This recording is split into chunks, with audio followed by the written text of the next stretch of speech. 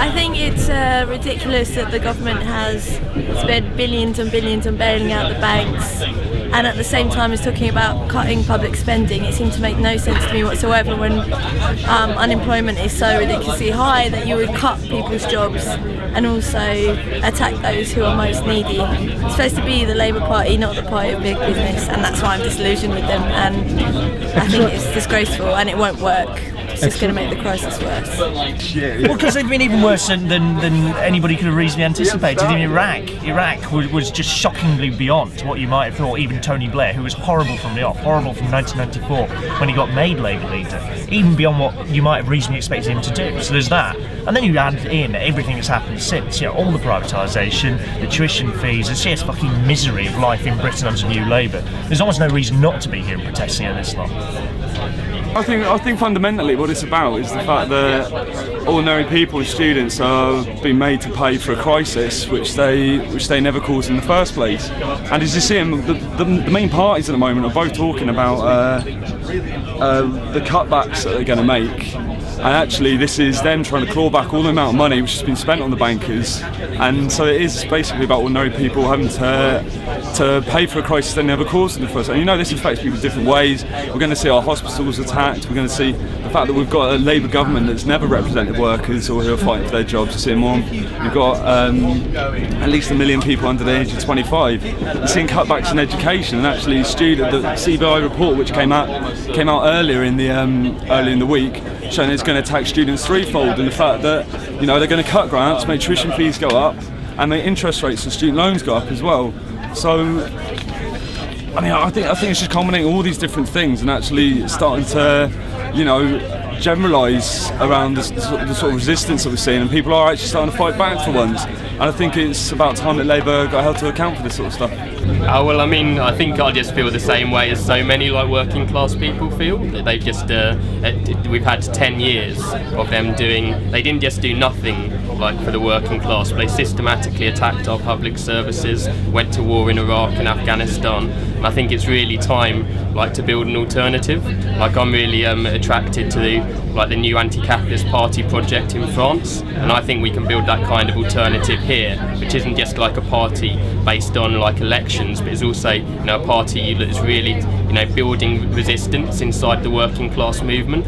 And why am I'm disillusioned with the Labour Party because it's left common people to pick up the muck for something they didn't create. The bankers created this crisis. They've handed them billions of our money. Now they're telling us we've got to pay for it with cuts in our services, cuts in this, and they've got the absolute temerity to be putting things through, putting these cuts through, 10% cuts at the highest level of government, and then your local Labour Party councillor will come up to you and tell you it's all the Tories' fault, and they'll try and undermine the fact that good, honest working class people are fighting back for themselves. It's disgusting. We shouldn't have it. People should organise outside of the Labour Party, not fund them if they're in a union, not listen to them if they're out there electioneering. We need to get rid of the Labour Party.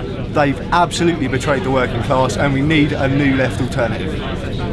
Well, I'm disillusioned with the Labour Party because they say one thing and do another. They try to appease, both the right and the left, and not least because obviously they do things that majority of people don't want. Attacking Iraq, Afghanistan, continued wars, bailing out the bankers, wasting our money, cutting funding to education, and basically not running the country in a way that benefits the majority of people. Well, I know why I'm disillusioned with the Labour Party, bearing in mind that I used to work for the Labour Party and canvass for them for 35 years. They've essentially rejected all the Labour values that I understood, progressive values, about fairness and looking after people, and greater equality and things of this kind, and they've become essentially a capitalist party. I eventually left the Labour Party when they decided to invade Iraq, and I've been campaigning against the Labour Party wars and aggression ever since. And at the moment I'm going to join the demonstrations down in Brighton because we know very well who is going to suffer most in this credit crunch and who's likely to be unemployed. and I think we must stand up for what we believe. Disillusioned with the Labour government because they are a complete bunch of hypocrites. They said that we've gone into Afghanistan to protect the Afghan women. The situation for Afghan women has got worse, not better. And they say that they care about the Afghan people, but then look at the way they treated the Afghan refugees in Calais. Completely hypocritical. 4.6 billion spent on the wars in Iraq and Afghanistan every year. The troops should be brought home now. Well, disillusion isn't quite the right word, because I don't think I ever had a lot of illusions.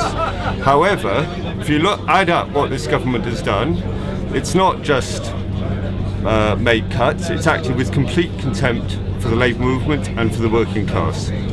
We're teachers, primary school teachers, and we want to get rid of the SATs, and the Labour government haven't got rid of the SATs, even though everybody knows that they're bad for kids. That's why we're here. Okay, excellent. Is there anything else you're disillusioned with?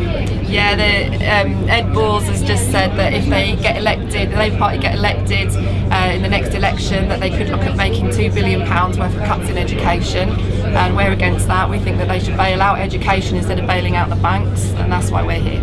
I'm here with the NUJ, the Journalists Union, and we're back in the demonstration because we're calling on the Labour Party to do more to save jobs in the media industry. We also want the government to change the laws whereby, for instance, big media companies and quite small media companies as well are bringing in media students or young media workers and getting them to work for nothing. So we're kind of saying if the Labour Party wants to win the election, if they want to do something to try and improve their record among workers, then it's quite easy for them to do really quite little things, such as changing the law to ban the abuse of work placements, for instance. They could do that tomorrow without any trouble, and they would just there would be a gesture to the trade unions and to people in my industry, for instance, that would quite easily win people over. But they're not willing to do that kind of thing, because that would mean standing up to powerful media companies, and they've obviously shown that they're not interested in doing that. They would rather have someone like James Murdoch, the head of Sky, saying profit is the thing that's going to guarantee a free media. And it's not profit that guarantees free media, it's strong unions that guarantee free media, just as it's strong unions that guarantee keeping jobs in industries right across the UK. So we're here saying it's strong indices that are going to make a difference, not the Labour Party. So we should be building organisations like this, building up the confidence of rank and file movements inside the trade unions. That's what's going to keep jobs, that's what's going to preserve jobs, not the Labour Party. I mean, we're here to send the message to the government actually that it needs to be doing far more, and there's far more that it could be doing, whether in or out of the Labour Party, actually, to deal with the problems of the economic crisis, of unemployment, of lack of housing, a number of other issues, and really tell what seems to be a sort of sleeping mass of nothing to wake up and take some action. And in the process, I think giving confidence to those hundreds of people out there who do want to see an alternative, want to see some kind of fight back. And you know, we have on this train some people who have actually fought back and won major victories, and I think showing that to the rest of the country is quite an important thing. I live in Camden, I live and work in Camden, and I'm part of Camden Keep Our NHS Public, and I really disagree with the Labour Party, the Labour government's policy in privatising everything in the NHS. We're particularly concerned in Camden because 3 doctors' surgeries have gone over to an American company called United Health. They've been done for fraud in quite a few states of America. They claim that it's a separate company in the UK. They've taken over managing 3 of our doctors' surgeries in Camden. I know that one in particular, where the service has really deteriorated there. They used to have a baby clinic there, and that baby clinic has been completely scrapped. I'm disillusioned with the Labour Party because of the continual support and involvement in the wars in Afghanistan and Iraq. I think they're more than just a waste of money, they're a waste of lives and resources and everything. I don't think we've got a right to be in there, and we went in for totally the wrong reasons, and our presence there is what the problem is our presence there, and we should get out. And I don't think supporting those actions is helping anybody, certainly not the West, and it's certainly not helping the people involved in the wars. I also I mean, their insistence that in bailing out the banks, and I understand why they had to for all sorts of reasons, but in bailing out the banks and then getting us to pay for that through cutting of services, through increasing of university fees and all sorts of things like that, it's the wrong way of doing it.